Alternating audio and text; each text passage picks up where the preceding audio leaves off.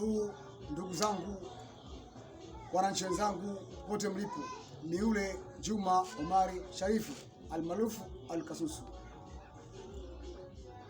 Kinachoendelea sasa hivi katika mitandao ya kijamii ni juu ya utenguzi wa shehe wa mkoa wa Dar es Salaam na mashehe wawili wa mkoa wa Kigoma na Singida, lakini ajenda kubwa ni washehe wa mkoa wa Dar es Salaam.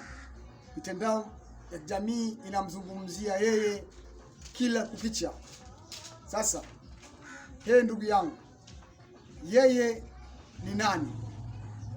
Kwani kabla yake yeye alikuwa shehe wa mkoa wa Dar es Salaam, akatenguliwa na yeye akachukua nafasi yake tarehe 2 ya mwezi wa pili mwaka 2023. Kwa hiyo kutenguliwa hajaanza yeye, lakini tunashangaa kelele nyingi zinazungumzwa kwenye mtandao wa kijamii kana kwamba BAKWATA imekosea. Huku ni ukosefu wa adabu juu ya mufti wa Tanzania, kana kwamba yeye alikosea kumtengua. La, tuendelee kuheshimu BAKWATA, kwani haifanyi kazi kwa matakwa ya mtu au matakwa ya watu. Inafuata kanuni na weledi ya maadili. Ikitokea shekhe amekosea na katika yuko ndani ya uongozi, chombo kinakaa na kutafakari na kutoa maamuzi.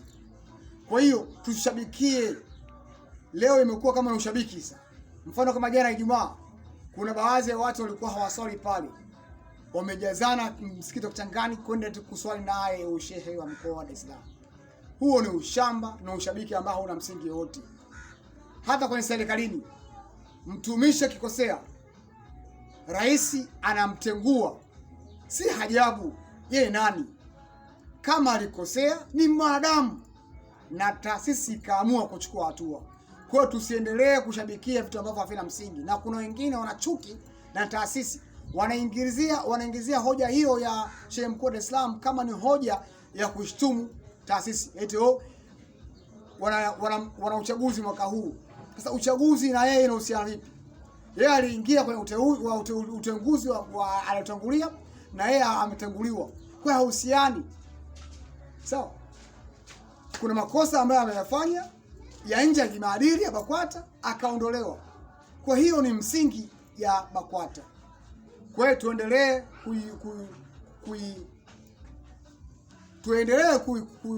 kuisupport BAKWATA na kuheshimu BAKWATA kama ni baraza kuu la Uislamu Tanzania.